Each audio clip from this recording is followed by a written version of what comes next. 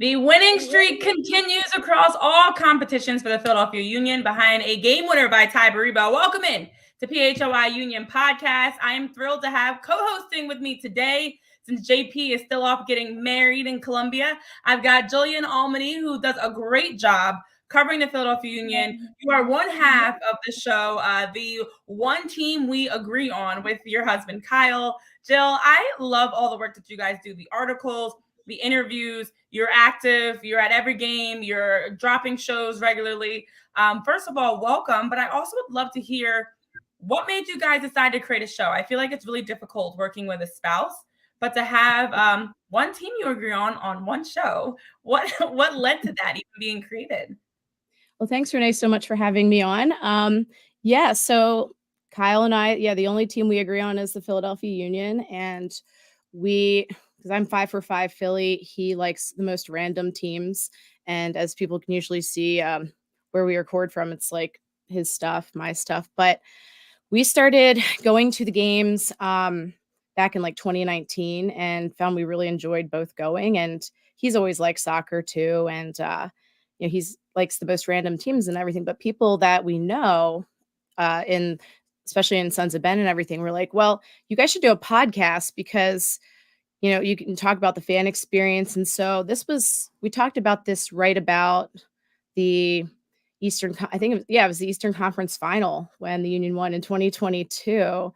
And we went to LA, went to the MLS Cup, had our hearts broken, and we came back. And that's when we started the podcast, though. So our first episode was kind of breaking all that down. So, it's been fun, and it is an interesting dynamic. Kyle actually has probably way more like technical and data kind of knowledge with soccer and everything. He's very into the data, and our friends will definitely laugh at that because I'm always like, oh, data.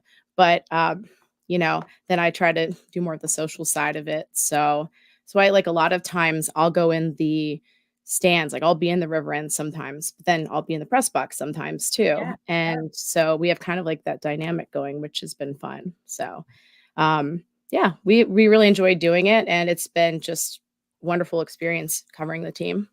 Oh, I love that for you guys. And I love the fact that you were able to also make it your own, as you mentioned, still being able to interact with fans. Like I feel like in this day and age, there's such flexibility in the type of content, media approach overall that you can have. It can be the true hard-nosed like media and journalists that's writing, or as you guys do, you cross over into different types of content and articles and shows, plus writing. It could be crossing also into the fan experience. So it's great to see that you've made it your own, and it really is impactful and genuine in that way because it does fit you guys, your fans, as well as, two people that really enjoy covering and following the team. And it's evident in the work that you put out, which is, consistent, and the voice of it is like spot on with really understanding true and true the Union.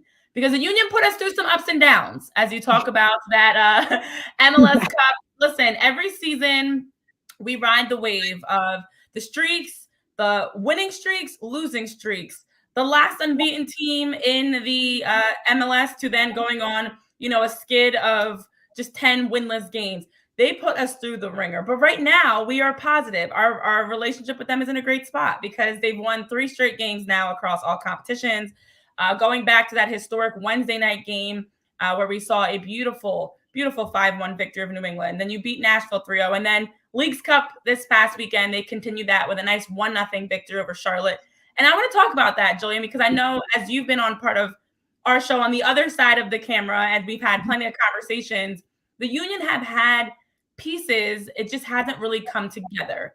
And I'm interested in your points and thoughts on recently, what do you feel like has changed? Because I've been watching, and I feel like there's some really noticeable things that's really helped the Union get back to looking like the Philadelphia Union.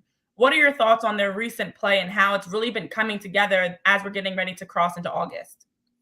Yeah, well, I think it goes without saying the biggest thing has been having Andre Blake back. I mean, you get him back, your 3-time goalkeeper of the year. That's going to give so much more confidence. And while Zemla and Rick, they did their best, and they're still learning a lot. Just Andre brings that sense of calm to the defense. He has the communication, just that trust. And that just puts so much trust back in the fan base too. But that's been tremendous, getting guys back from international break, from injuries, and it seems that finally Tai Baribo has found his place. So just the strikers clicking has been enormous too. So I think that's probably the biggest things. And I think with Andre too, like the defense has been so shaky, and having Andre back, just he coordinates Glessness and Elliott and Lowe so much better. He's played with, especially with Jacob and Jack, so much that just it clicks so much better at this point. So yeah, I think that's the biggest thing right there. I agree. I agree. And honestly, it definitely starts with Andre because you can see the difference defensively. And something I try to watch very closely. I always say off the ball, what's going on. The communications there, the body language as a whole is much better. This team, they're still giving up. Opponents are still getting really good shots and chances, but how they're responding and defending and working out of that has drastically changed. Their defensive shape looks so much better. You bring up Jack Elliott. He's one of the guys I was actually most impressed with this past game because I felt like he just was everywhere. He was playing scrappy, gritty, sliding, diving, blocking, getting into some like little altercations. And that's the leadership that you expect from your center back, of being present and active and all over, and was just doing whatever he possibly could to disrupt Charlotte's attempts to get forward. And that starts with Andre. You just see the confidence in how this group is defending to have 2 shutouts in the last 3 games. So that's the first Leagues Cup shutout, of course, since game 1 of the Leagues Cup. But also that was the first shutout for Andre against Nashville of this season. Obviously, he's missed a lot of time, but they haven't been getting clean sheets regardless. Whoever is in net, Oliver Semla, Rick, Blake, doesn't matter who's in goal. They've been getting peppered, unfortunately, with the amount of chance that they've given up. So to see the defensive shape get so much more compact, more organized, has drastically led them to have that confidence. And also, I know even Jim was mentioning it post-game, it's something you've been seeing more. They're doing a better job of making sure they're not all getting forward. So a lot of times you'll see Kai Wagner up one flank, Nate Harriel or Olivier Mbaizo up the other side, and just keeping back 2 center backs, or even sometimes the center backs getting pressed too high out of position. I think they've been doing a better job of picking and choosing their spots of when to go and release to get forward versus when to stay a little bit more safe and stay home. And it's tremendously helped. Now you can be confident in your offense when you got a clean sheet, right?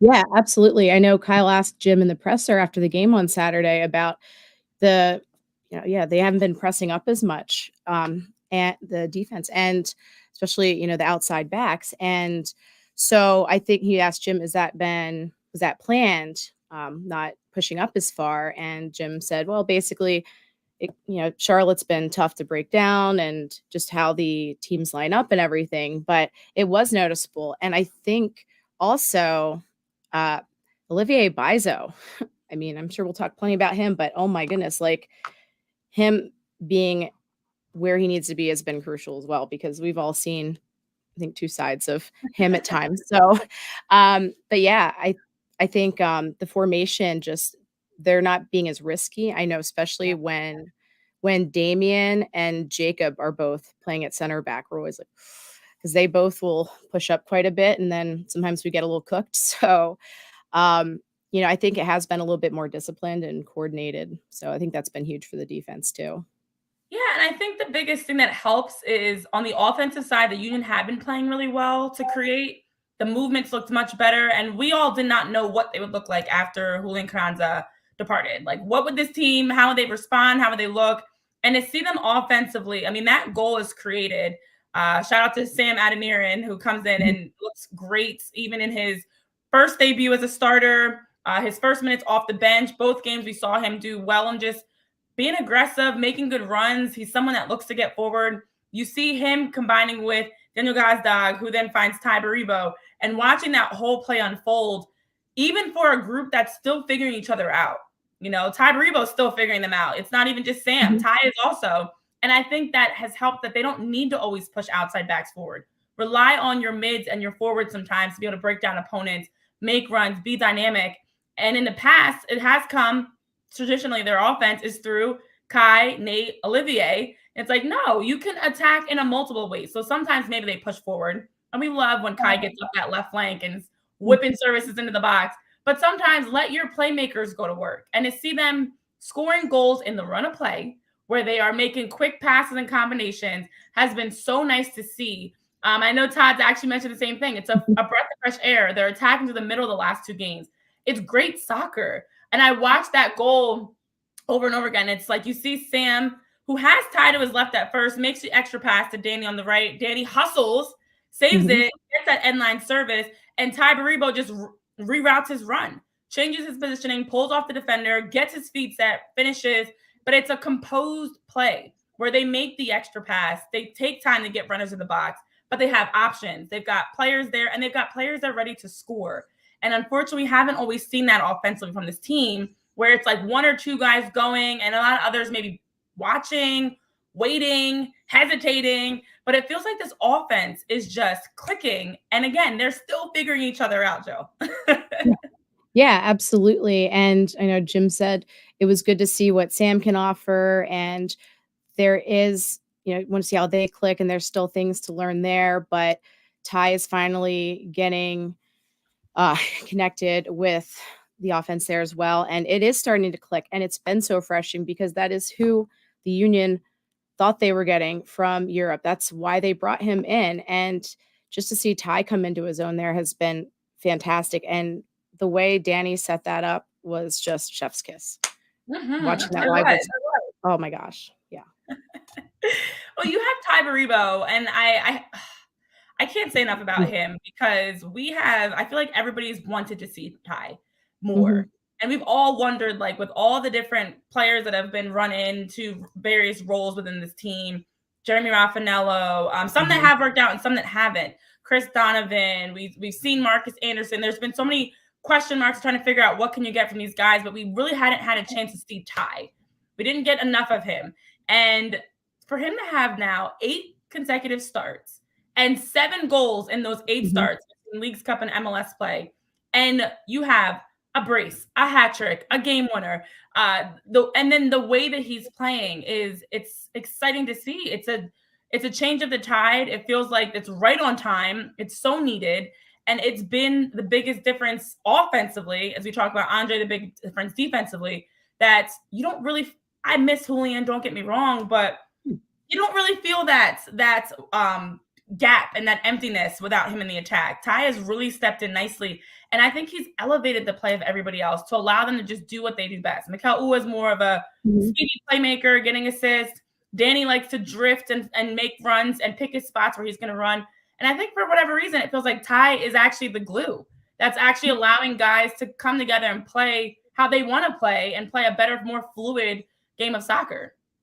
Yeah, absolutely. I mean, I know losing Julian hurt. We definitely missed him, but now, especially with adding Sam in there too, we haven't had that depth or someone to come off the bench even since Corey Burke was gone. And now you have Tai, who has this incredible work rate. I know Jim commented on this, just really sang his praises, that he's a pain to play against. So we were sorely missing that. And, you get these different talents. And Jim was saying, you get pace, you get aerial ability with Sam. Mikel has that speed. And problem sometimes was Mikel would go on these runs and then there was no one there. And so now that's starting to click a lot better. So you have these different skills you can use against different opponents. And so that, and I know they're still talking about bringing in maybe someone else. We don't know who or what position or what, but that'll be interesting as well. But I think finally you don't have to rely on having Quinn Sullivan playing up at striker, because that's not where he's best. He is so much better, playing more in the midfield where he's so much better. But and Chris Donovan, again, Chris has some skills that are maybe better later in the game. But again, it has been, like Todd said, a breath of fresh air just watching this and seeing them click. And I know like Tai, he worked so hard to get to this point. So it's been great to see that happen. It's so well deserved. And especially with all that he's got going on personally, of course, as well, to be able to step on the pitch and just play hard. He makes good runs. He's got great field awareness. And I think that's what helped him step into this role, because he has been getting a lot of, just keep working, keep practicing. Your time is coming. And that's something Jim has always talked about with Tai, that they are evaluating him just like everybody else in practice, but he just wasn't getting that opportunity. And since getting that opportunity and being subbed on, he's just taken over, and he's really been so electric and so fun to watch. And I think he just has a hunger and appreciation and like a genuine passion for wanting to make the most out of every play. And that's something that when you give a guy an opportunity that's been fighting so hard for it, that wasn't it's not going to be complacent. He's going to go out there and every day show you how he's deserving of earning that spot, keeping that spot, and helping you to win games. And guys, you know what? This all makes you think about when you want to have the opportunities to step up and make the most of opportunities. You want to do that also sometimes with the right choices. And that even means your snacks, because the right snack, the right candy, the right treat can go a very long way. Let's say you want to nibble on something. You've got the late, you're looking for a late night snack. At Rite Aid with their Elo Market, which is exclusively just at Rite Aid, you have a chance to check out their line that includes candy, snacks, and pantry items. Elo Market has everything from the classics like peach rings. They've got Starlight Mints, gummy butterflies, sour worms, all types of candy. They also have some healthy snacks. Maybe you're looking for some trail mix and nuts, which are packed with vitamins, minerals, healthy fats, fiber, and protein. Maybe you want some popcorn. I love a good buttery popcorn or sweet and salty popcorn. I'm not a fan of cheddar popcorn, but maybe you are, or some sea salt popcorn, as well as beef jerky, which is packed with protein. They even have with their Elo Market line granola bars for you, whole grains, as well as pantry staples like honey, seasonings, lots to choose from at Rite Aid that they have been rolling out with this delicious snack, candy, and pantry items that you can check out. So if you have a snack attack, maybe you're enjoying watching some great soccer, tailgating, watching the Olympics, whatever it is you're looking to do, make sure you're stocking up on your snacks. And you can get all of that with Elo Market. It also can get delivered. That's right. They've got same-day delivery. You can buy it online. You can pick it up in store, but you can also go to riteaid.com/shop to order and check it out today. Rite Aid giving you the snacks, the candy, the pantry items, but also giving you the convenience of getting it delivered right to your door, or of course, if you wanted to be able to pick it up in store at Rite Aid. Yeah, and Renee, while we're talking about some of our wonderful sponsors that we have here over at PHLY, let me tell you about some of our friends over at Coors Light. Now, listen, I don't know if you know this or not, Renee. I enjoy golfing. The issue is I'm not very good at it. So I hit the golf course this weekend with a couple of buddies, and the first couple of holes were not really going to plan. A lot of duff shots, a lot of double bogeys, 3 putts. It just really wasn't shaping out to be my day. So instead of getting angry, I decided instead to choose chill. And what I mean by that was I realized about 3 or 4 holes in, I'm out with some of my best friends. I'm playing golf. It's a beautiful Saturday morning. We're just having a great time. And to add to that chill, I, of course, had a couple, responsibly, of course, had a couple of Coors Lights out on the golf course, because there is nothing better when you're hanging out with the friends or you're with your family. Maybe things don't go according to plan. Well, guess what? That's life. Life throws a lot of different things at you. You have the opportunity to choose chill. And when you choose chill, you want to add Coors Light to your experience to make it even better. So, of course, everything there is to know about Coors Light, because when the mountains turn blue, the beer is as cold as the Rockies. It's cold lagered, cold filtered, and cold packaged for a smoother finish. So when you want to embrace a chill mindset, and I had to embrace a chill mindset this weekend because the round did not go according to plan, I decided I was just going to have some good times with good friends. It was a good time to choose chill and crack open an ice cold Coors Light. Coors Light is mountain cold refreshment. It's crisp, it's refreshing, it's easy to drink. I wasn't planning on having too many, so I just wanted something that was light, was refreshing, and of course was cold as the sun started to kind of hit down on us as the day progressed. So of course, I went into the cooler and grabbed a couple of ice cold Coors Light. So make the most out of your time when you choose chill. Choose Coors Light. Get Coors Light delivered straight to your door with Instacart by going to CoorsLight.com/PHLY soccer. Celebrate responsibly. Coors Brewing Company, Golden, Colorado. All righty. Well, thank you, Tyler. So, as we're talking through with our special co-host and guest, Jillian I called you Jim, Jillian Almoney, and myself, Renee Washington, Tyler Zulli, jumping in to share with you about our sponsors. I'm interested, Jill, in what has been the most impressive aspect about the team, in your opinion, as of late? Because let's be honest, a week ago, probably about this time a week ago, many of us were still like, oh, this team, they're frustrating us. They weren't getting results. They were still looking for a win. They were struggling to get shutouts, struggling to close out games and put together full 90 minutes. But a lot has happened in the last week when you really think about it. We had of course, the actual 3 exciting wins themselves. We had the emergence of and the addition, I should say, of Sam Aldenaren, who's been great. We've had Kevin Sullivan's debut. We've had hat tricks on hat tricks, and we've had clean sheets, all within the span of a week. That it's flipped, and it's a totally different tune that we're all singing now about the Union. The curse of Union Yards is gone. All the things that we were worrying about is gone. What comes out to you as like the most impressive part of this turnaround for the team? Yeah, I feel like each game they've been having just a little bit more confidence. They keep building on that confidence, and the communication has been better. And it's just cleaning up some of the little mistakes too, because they'd make some dumb mistakes. And I think, again, it goes back to Andre, I think, just having that better communication there. But, I think that it just starts with that. I mean, that's been the key when you look at it. But it's just that confidence, it just keeps building. And it's like, okay, we got that um, much needed win at home finally, too, because I think that was just sitting on them. They were, fragile at home, as Jim said. So I think just getting that out of the way. Okay. So, okay, we finally won at home. All right, let's build on that. And actually, I think, you look back to starting at the draw against Red Bull at home too. It finally wasn't a Mhm. loss. So I think it kind of started there. But then, yeah, getting Andre back, and now they had a clean sheet, which I think they can just keep building on that as well.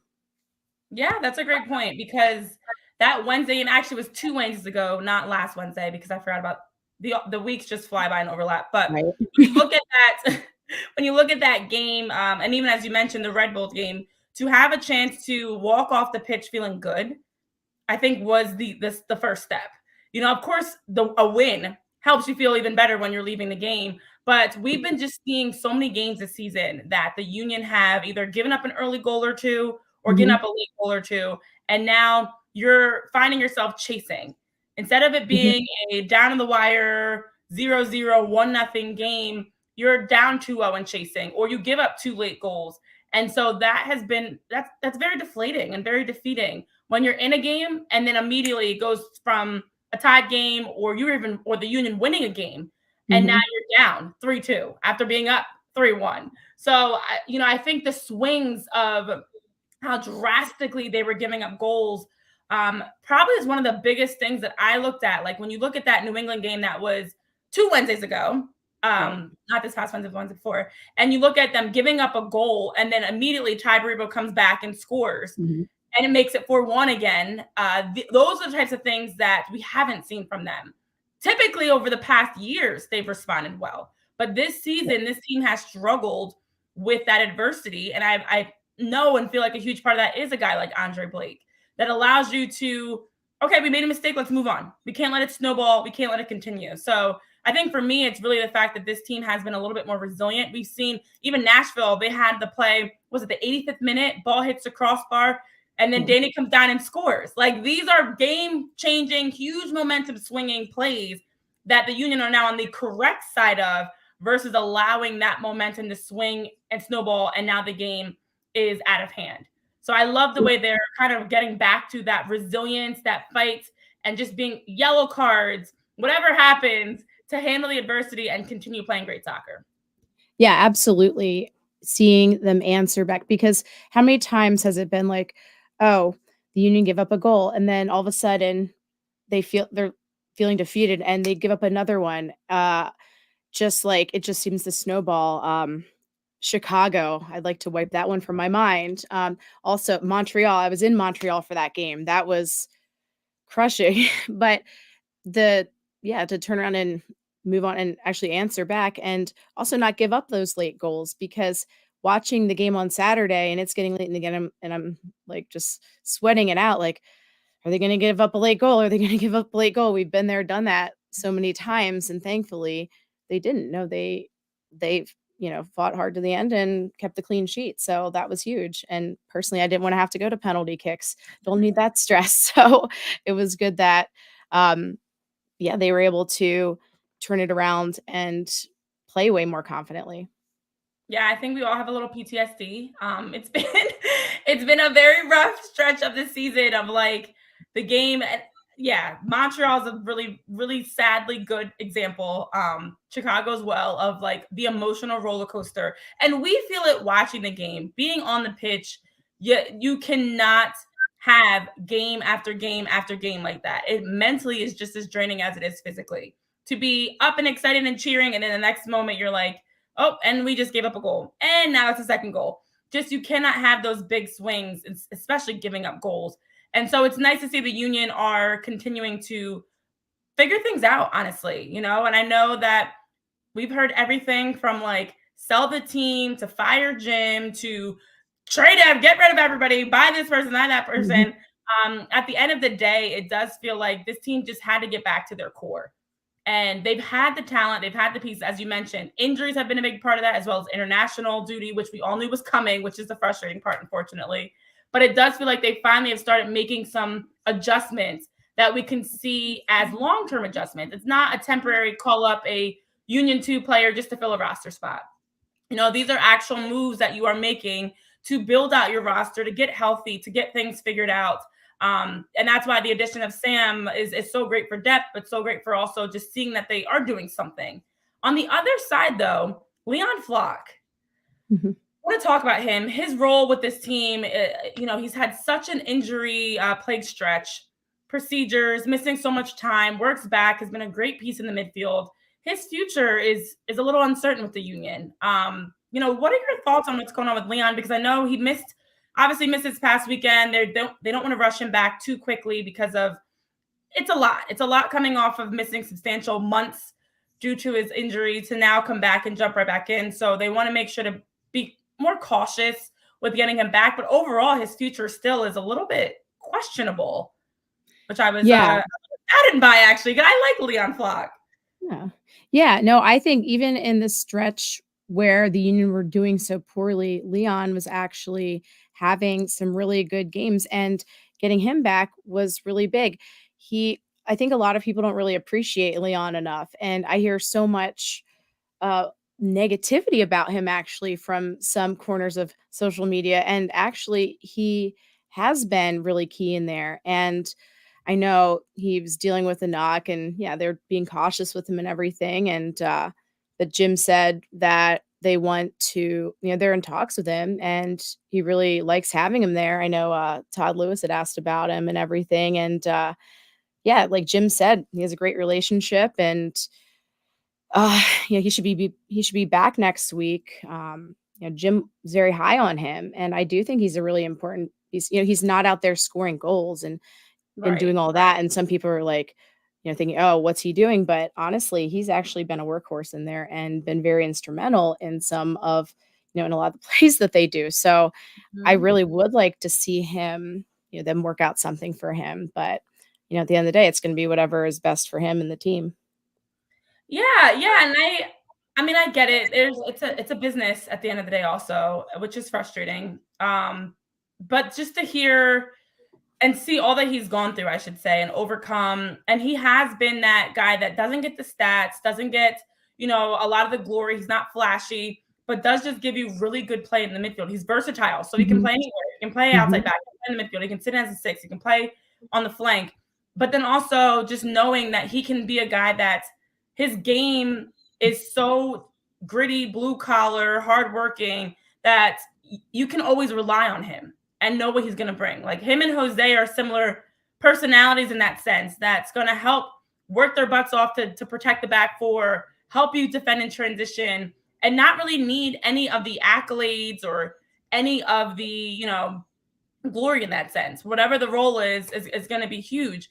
I know also as Todd mentioning about his offensive side, yeah, he sets up that incredible play to Daniel Gazdag. You look at how he has been able to help defensively. That's what we talk about. But offensively, he does get forward. He does make runs. And even when he was in his healthiest a couple seasons ago, that was a big part of his game that I felt like was evolving, of defending well, but then also getting forward, picking his moments where he can get into the attack. So I'm a little saddened to hear that it's not positive what's going to happen with Leon in the future. And even I hate to think that he's going to be the type of player that if he were to leave and not be here anymore, then people might appreciate what Leon Flock brought to this team, unfortunately. Yeah, I really do hope that something gets worked out with him. He's a young player who brings a lot of good skills to the team. I mean, and he is so underappreciated in my opinion. So I don't want to find out either, what his absence would mean at this point. So I do hope something gets worked out. Absolutely.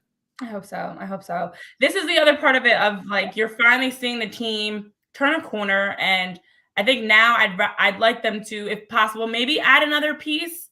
That'd be great at some point. But right now, you don't want to lose anybody, especially you need depth. You need guys that are bought in. You need guys that are going to just work their butts off, because that has been a difference. The energy watching against Charlotte, I was like, gosh, this team looks so different. You can just see they're just playing. They're not overthinking. They're just moving off the ball well, playing hard. It looks like they're having fun, competing.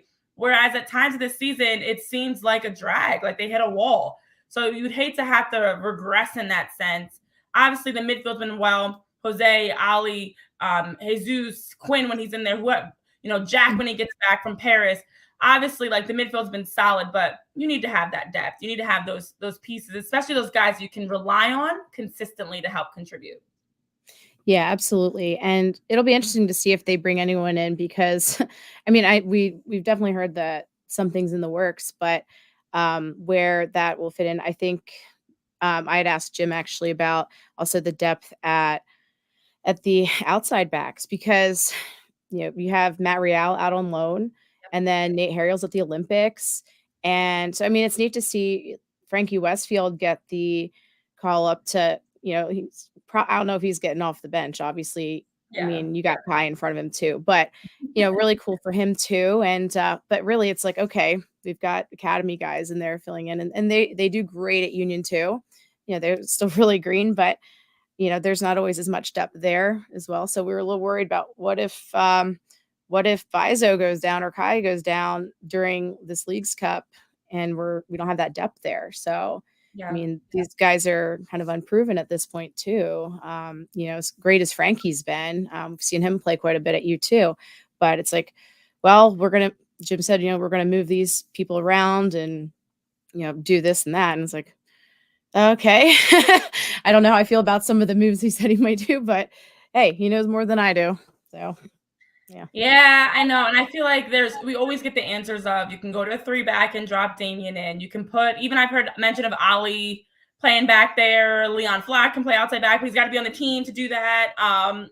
There's all these we've got versatility types of responses, but as you mentioned, you want to have a true option that is ready, that you have a little bit more confidence in, to be able to slide into that role, because outside back has been one of those areas. There's been 3, but when one's in Paris, now there's only 2. So now what is the option moving forward if needed? So I agree with that. You have to have that coverage and protection, and make sure, you're preparing for the what ifs. And guys, where you can prepare for the what ifs of life, whether it's looking to buy a house, looking to get a vacation planned, whatever it is, those what ifs that you have, you want to make sure you are financially prepared with our friends over at TrueMark Financial Credit Union. Now, TrueMark Financial Credit Union has tons of perks and benefits. They've got lower fees, better rates, which are always great.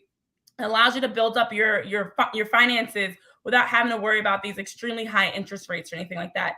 With TrueMark Financial, they also have a debit card that gets you rewards points. So that means every time you select credit instead of debit at checkout, you swipe or scan that card, you're actually going to be earning CU rewards points. And as those points continue to add up, you can now redeem them for cash, travel, retail gift cards, merchandise, and many other benefits. They also have the option for you to be able to track your credit score. You can monitor your credit scores with Savvy Money, which allows you to regularly check your credit score for any financial awareness and error detection. I've had to do it myself. I had an error on my credit score that was there of a balance that was paid off. With the ability through Savvy Money, you can keep track of your credit score and make sure that nothing is slipping through the cracks. It also protects you against identity theft by monitoring for unauthorized activities. If somebody's trying to hack your money, not a problem with TrueMark.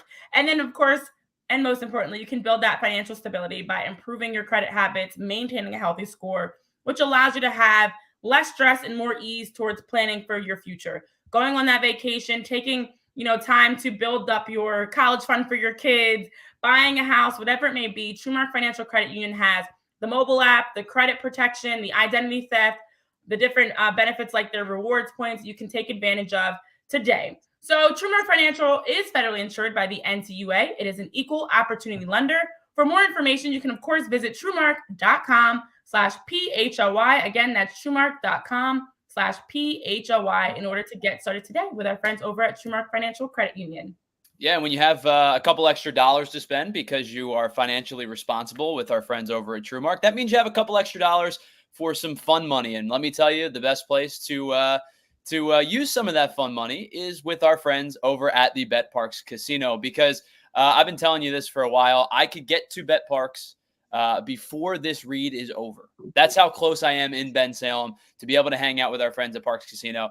It is the perfect place for just about any kind of gathering you want to get together with your friends. If you want to maybe get together with your coworkers after work for a couple after work drinks, or you want to have a date night, you want to have a friend's night out, it doesn't matter, because Bet Parks Casino has everything that you need in one amazing place. You can get some incredible drinks and enjoy the warm weather outside at Parks Casino. You can get $5 drafts on Forged Stouts, Victory Seasonal, or Parks Pills. This, of course, comes during their epic $5 happy hour that includes incredible food and drink every Wednesday through Sunday at the Liberty Bell Gastro Pub. You can enjoy all of the drinks of the summer, including the drink of the summer at Bet Parks. It is the $5. Now, stick with me here. This seems like there's a lot going on, but I promise you it is a delicious drink. A $5 Twisted Tea, Frozen Whiskey, Arnold Palmer. Yeah, a lot going on, but it sounds and is delicious. Plus, you can get $5 small plates of either braised short rib sliders, hot honey chicken sliders, or rotisserie chicken flatbreads as well. So if it's not the food, it's not the drink, it's not the gathering, there is endless amounts of things that you can do over at Bet Parks. There is something for you, no matter if you're looking for a night out with your friends, date night, you want to just hang out after work and get a couple of drinks with your coworkers, whatever the case may be, Parks Casino is it. And of course, I forgot to mention 3,200 state-of-the-art slots and 115 live table games, a beautiful poker room, plus a collection of amazing award-winning restaurants. And of course, if you're looking for some entertainment, the nightlife is always available at Bet Parks. You will get headliners every single weekend in their 1,500-seat Excite Center at Parks Casino. And the newest addition to the lineup of amazing headliners that you can see each and every weekend is Tiffany Haddish. Tiffany will be at Parks Casino on September 27th. You can also check out Joe Conklin's Comedy Night. You get some of the best cover bands each and every weekend at the 360 Lounge. You can get all of your tickets, of course, for any show that you want to attend at parkscasino.com. Visit parkscasino.com. Must be 21. Gambling problem. Call 1-800-GAMBLER. Parks Casino. This is how you win. All right. Well, the Union aren't the only ones winning right now. We've got to get into some other historic soccer updates, because between the U.S. men's national team, the under-23s, we also had some history made on the women's side that we've got to talk through for the NWSL, actually, at Subaru Park. And so I'm going to start with the fact that we've been watching the Paris Olympics, incredible opening ceremonies. We love everything the Olympics brings. It's always so fun to watch, some of our favorites come together, compete, rep the United States, and to compete against other countries. And to see the U.S. men's national team, the under-23s, have a whopping 4-1 win against New Zealand. Huge bounce back after losing to France, to then turn around and beat New Zealand 4-1. And then in that's those 4 goals, the most ever for the men's soccer team ever. Of course, we've had the ups and downs of this team. As much as we talk about the union, it's the same thing with the national team. We've seen the ups and downs for the under 23s of really struggling to be consistent. And for them to have this great opportunity to win 4-1, our buddy Nate Harriel was involved in setting up the second goal. It's been great to see him at outside back and how well he's been playing. And this group has really been coming together, but it's nice to see Paxton Aronson get a goal, Nate Harrell be involved in the goal. They're finding their way within this group. And as a group, for them to get their first win since 2008. And then, of course, as I mentioned, the first time ever scoring 4 goals in an Olympic match. And now they have a chance to advance to the knockout round and join the women's team, who already has locked in their spot after defeating 4-1, defeating Germany. Exciting times for the men. Finally, it feels like head coach Marko Mitrovic is making things happen and has this team looking good. What are your thoughts? Yeah, absolutely. Oh, yeah, it's been great. I mean, seeing also, especially guys that are on the union and former union have the success on the world stage has been fantastic. And USA, the men just needed that so much. And honestly, so I'm at a swim meet over the weekend, and on Saturday, I actually had to be watching it on my phone, which was so frustrating. But I had my swim team kids, the whole bunch of them were up watching it on their iPad in between their races, and they're like, USA scored again. And oh, it was so fun. But just that was so needed. And it's just been phenomenal to see these guys really step it up because it's been so long. But it'll be interesting to see how they do moving forward. And also, of course, if Jack and Nate continue to do really well, what that means, because I think they do really well on the Olympic stage, they might not be long for the union. So good for them. Tough for the union if that happens. But again, they're just doing an incredible job. It is so bittersweet. And I know they were asked about it in their press conference prior to even the game's beginning. And this is not something that I'm sure, even as they mentioned, they're not like overly thinking about it, but it's something in the back of everyone's mind, because every opportunity you get to play is another tryout. It's another chance, especially in soccer. Soccer is one of the sports more than any where there's so much movement and opportunity to go play in various leagues and different things like that. And so for them, it is hard because you want them to do well, to represent their families, the union, the United States, but like don't do too well where we're gonna have the issue of, okay, are we gonna be losing one of them? I know people have already been saying it's only a matter of time before someone like Jack McGlynn is fielding offers from other clubs and the union are going to lose him. So I'm with you on that. We're so unfortunately used to this happening where, I mean, Paxton Aronson's a great example. He just scored one of the 4 goals.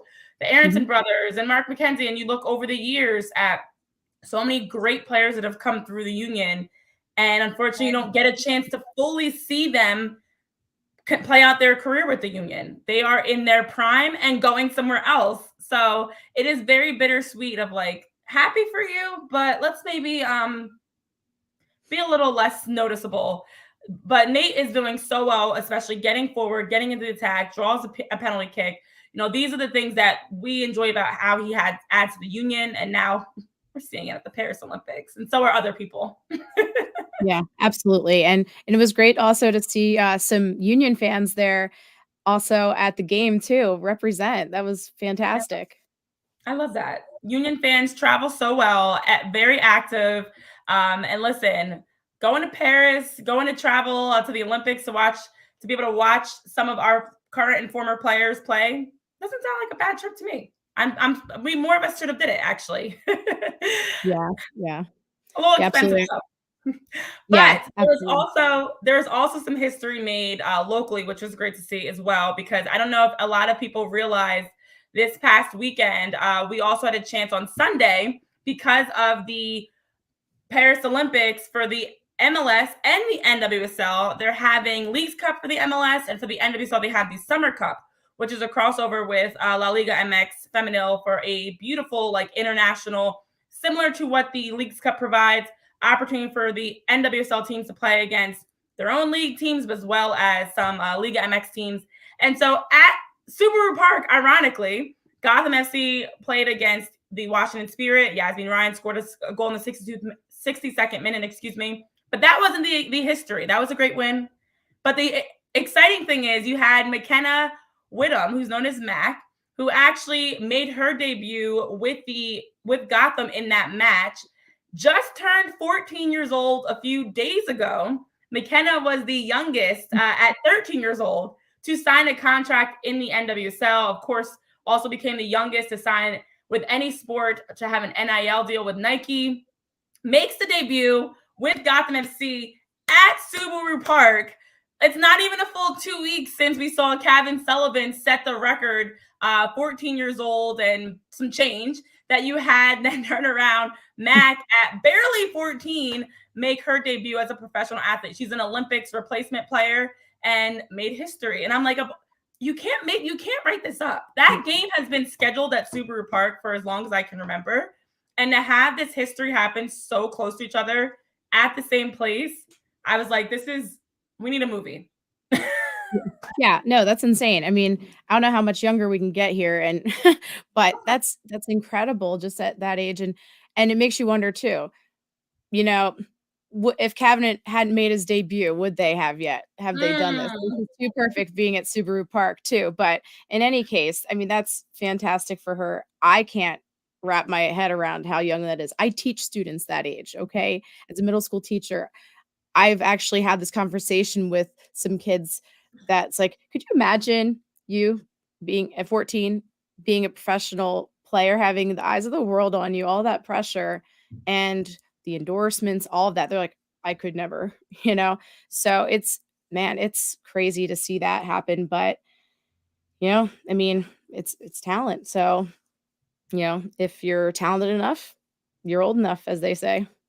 I know, it is wild. And especially as you mentioned, when you start to think about not only like where was I at 14 years old, but when you look at, I have a better perspective now as an adult of how young 14 really is. Like when you're 14, you feel like you're like, I can do anything. I'm like a whole teenager now.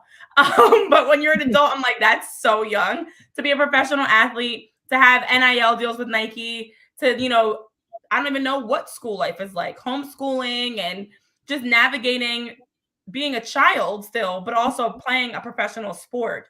It's insane. And then also to play it well and handle all of that. And I know it leads to such a bigger conversation that people always have. I saw even people when the news broke about Mac, and I've seen it with Kevin and other names and of teenagers that have broken through, of like when, like you mentioned, like where do we draw the line? How young are we going to get here? Because it is tough when you think about realistically, what does this mean for this kid's future? I know we always talk about like Freddie Adu with the Union. Now it's Kevin Sullivan with the Union. It's Mac with Gotham, of like, what is too young? But if they're talented enough, how do you say go play youth sports and dominate? Whereas you're going to go into a professional that's going to challenge you more. Yeah, I think a lot of it comes down to support system.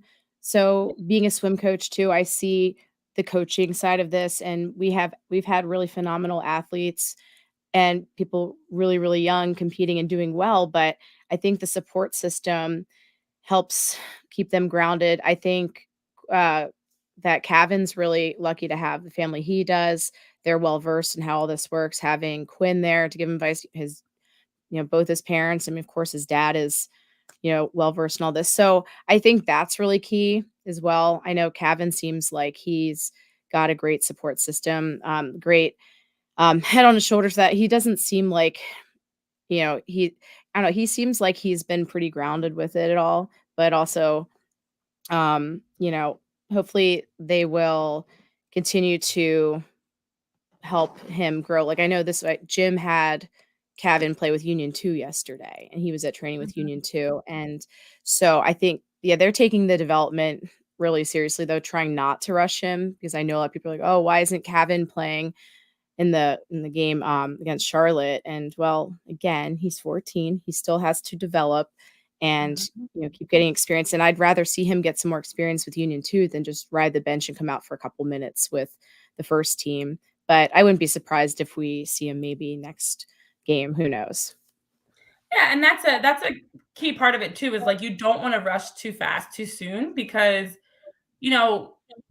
it started with, even when Kevin was signed and then the announcement came out with the union, everyone was expecting him to instantly get minutes. And that's not necessarily how it goes for a 14-year-old, because he doesn't have anything to pull from. Like Sam gets signed, and in the span of 9 days, he comes off the bench and then gets his first start. Well, Sam's also older, has been playing professionally, and it's an easier transition to go to a new team versus you go to a new team and a new league and a new level in that sense as a 14-year-old. So I actually am applauding and agree with the fact that for the development of Kevin Sullivan, you want the union to take their time. He's gotten a chance now to get some minutes, see what that feels like let it process, let it soak in. And to be honest, this year's not going to be a year. And if it does, it'd be fine too. But I would not anticipate this to be like a breakout year where Kevin Sullivan just comes and takes the world by the horns. I think it's going to just be him learning how to be a pro, acclimating to professional soccer, acclimating to what is the schedule like, the routine, the recovery, the mental aspect of it, because that part has to also develop just as much as his soccer talent. Yeah, absolutely. I do want to see them take their time with him. And I think so far they're doing a good job with that, because there's so much all at once. But people thinking that, I mean, especially I think with the run that that poor run that the union were on, people are expecting too much, like, oh, bring Kevin on. Kevin's not going to be the savior here. He's still got to develop. But there was so much with expectations there from some people. But I think right now it seems like they're handling it right. And I hope for Mac as well, I hope that she is able to, develop and, them take it the right way as well. So you want to see these kids have success and go on to have nice long careers. So, not rushing the kid too much is, I think, really, really important.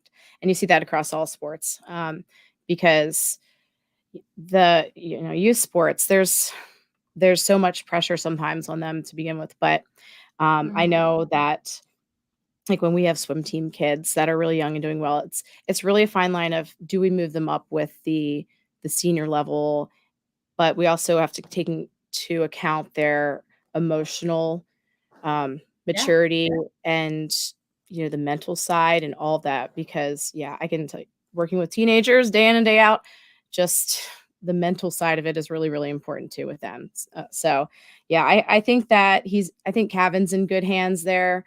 And we'll see what happens this summer with him, how much playing time he gets. Yeah. And I love that point about, like, you really have to be mindful of the emotional development as well. I am all for, as leagues have been rolling out these rules to allow kids to be able to play. Every league's different. Of course, in basketball, for instance, you might have to play 1 year of college, and football, you have to go to college, and in soccer, you don't have to go to high school even. You can just become a pro at 14 years old. Every league is different, and I think that's fine, because every sport is different. The physical development, the mental development. But the most important thing is, it's not about, like, just the history of, great, we can say we have a 14-year-old sensation that's this next superstar. No, let's make sure they actually have as best of a career as they can. We can't predict the future. Injuries happen, other things happen, but give them the best chance for success. So it is exciting to see these moments being made. It's crazy that it's all happened at Subaru Park in these last couple of weeks. And now for Kevin, though, on another note I saw earlier today, the Phillies announced for this week how they're going to be having some ceremonial first pitches. Flyers new addition, Matt Vey, Mitch Koff's going to be throwing out the first pitch tonight. Kevin Sullivan throws out the first pitch tomorrow. And then for the 20th anniversary of Citizens Bank Park, former Philly Hunter Pence throws it out on Wednesday. So as the Phillies get ready to take on the Yankees, Kevin Sullivan gets another cool moment. I mean, just exciting times. He was on SportsCenter. We've seen him be interviewed by so many different people. His story and his family and everything is just being shared with the world now. So it's cool to see him get these special moments. Yeah, absolutely. What a group for that too. I mean, that's right? Yeah, and Hunter Pence. Oh man, what a fan favorite. That was the worst when we, let him go. But my husband, the Giants fan, was very happy about it. So there's that 1 for 5. Right. Oh my goodness, that's hilarious. I don't know how you do it. Up next, the Union, in terms of their next outing, do have a chance to continue this streak. Crazy how fast streaks change of going from winless to now 3 wins in a row across all competitions and hoping to make it 4. Great to see them start off the Leagues Cup this way and have a chance to really feel good about themselves. You know, that's something that I know Jim was mentioning how it sets the tone to win that first game. He's like, about 93% of teams that win the first game usually advance. And to get all the way to have a deep run last year, finish in 3rd, but then have such an up and down season this year. Love the fact they're able to start off on the right foot. Hopefully sets the tone for the remainder of play. And now they can hopefully continue that moving forward, because I am looking forward to seeing how the Union are going to continue this. You know, the consistency has been a big piece for them that we've been wanting. It's one thing to do it a game here and there, but can you do it again when they play against Cruz Azul Sunday, 8 p.m. Eastern time? Nice late kickoff for us. Should be exciting. So last thoughts from you, Jill, as we are wrapping up here. Leagues Cup continues. Of course, we still are in the midst of like MLS break. You know, what do you expect moving forward from the Union as they get to host again? Taking care of business last year, gets you another home game, gets you a nice midweek bye, since Cruz Azul and Charlotte will play each other, and then you'll get a chance to face off against them on Sunday. Yay! Yeah, we'll see how that Cruz Azul Charlotte game goes, because that's pretty important. But I think it's a big test against Cruz Azul then on Sunday to see if they can keep that momentum going, because let's face it, you know, Revs weren't a good team. Nashville was not a good team. Now Charlotte is a good team, and their defense and their keeper, they've been really, really good. So that good grinded out win against Charlotte, I think that for me was most telling, because this is actually a better opponent. Now, Sunday is going to be interesting. You're going to have, of course, not even to get into the whole fan thing right now, but also there's probably we could spend a whole show on that part. But but just like I feel like there's probably going to be a lot of Cruz Azul fans there too. And so that's going to be interesting. And this is an opponent that they haven't faced 2 previous times like they did against Charlotte. So that was the first time that the Union scored against Charlotte in quite a while too. So that was big. So hopefully they can keep that momentum going. I expect them to hopefully come out with some good confidence, and, you know, we'll see. But I think it's going to be very telling about how this season is going if they have a good result against Cruz Azul. Yeah, I do think this is, you know, every game becomes that much more of a test, because we had talked about it in the last, I forget what the exact number was that I'd written down, but in the last, I would say it was like 15 games or so, the only 2 wins that the Union had were against Nashville and New England. And so playing them back to back was right on time with their winless streak to get back to winning. And so, yes, great to get those wins, because the Union, unfortunately, haven't been getting wins, even the ones that they deserve and should win. They've been finding ways to lose or tie. And so that was just great for momentum, great for confidence, great to like get the cobwebs off and get back in the win column. And then even as you mentioned with Charlotte, that's another familiar opponent that you've seen before. And Charlotte's a strong side, but I do think, as you're mentioning, Cruz Azul on Sunday is going to be such a major test. I think this timing of the Leagues Cup and everything, originally I was not a big fan of it, but now I think it actually works out perfectly for them to be able to reset, feel good, win games. Obviously doesn't go towards your MLS standing, so it's also a chance to just kind of like freely play. Everybody's all starting from ground zero in that same sense. And so I do feel like with a loud fan base that we're going to get from Cruz Azul, a great turnout of a match on a Sunday night game, it's going to be wild. We'll see. Yeah, it is. Yeah, looking forward to it though. And yeah, we'll see. I think that this is more of the team, the Union right now, or more of the team we're expecting them to be. So it has been wonderful to watch that. And so, yeah, we'll see if they keep that going, because then hopefully that can lead into the regular season when that starts back up. I know last year, Leagues Cup, that was the emergence of like Jesus Bueno, you know, who else is going to step up, you know, and, you know, the, you know, that 33-second in goal that he had. Just so we'll see if anyone steps up and really proves himself too. I think Bizo has been really stepping it up too, which I know, Kyle, Kyle, I know it was good to see that though too. So if we keep having, for instance, the really good form of Olivier Bizo, I think that's going to be big. So maybe this can turn that around, and Tai keeps doing his thing and the offense clicks like that.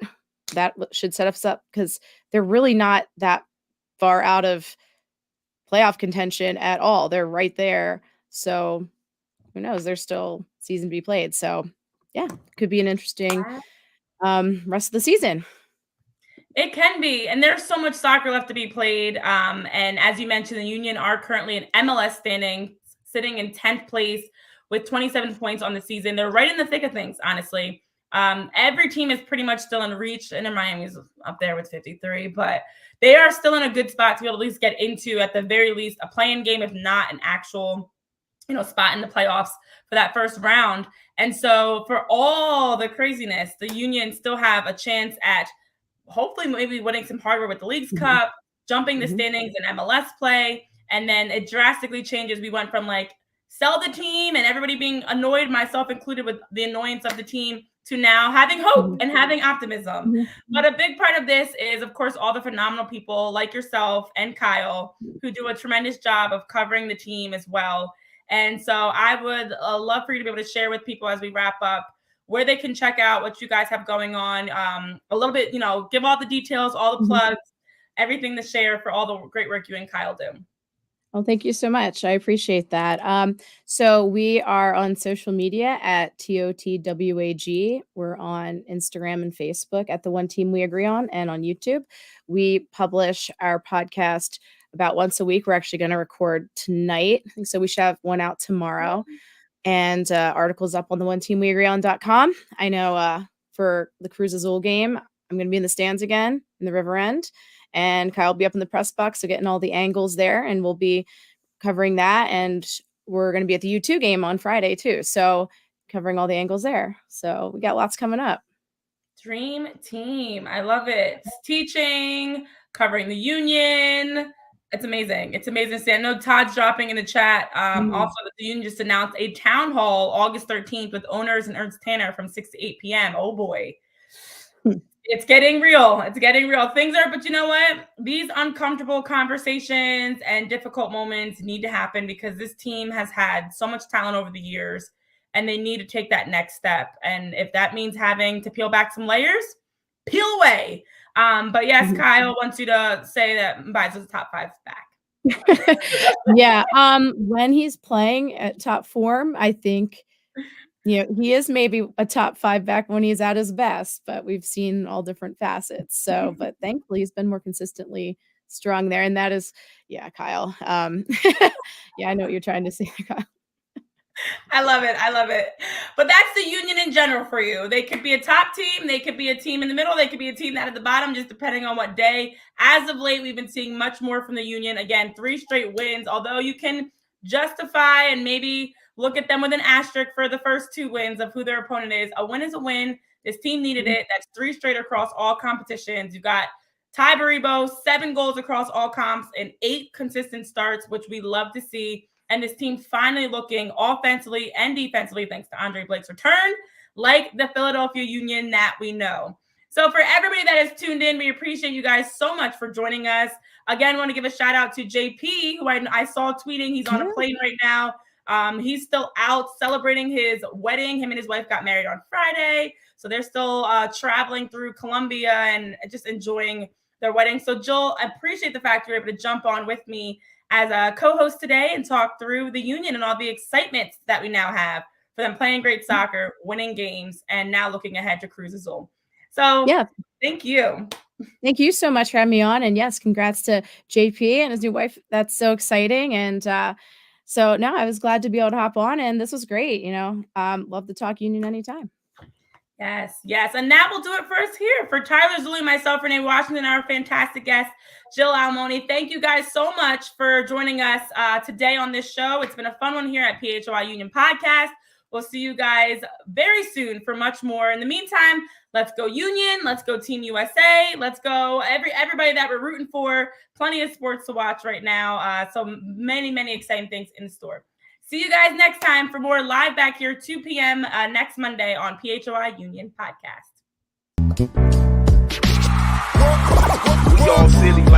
Yeah.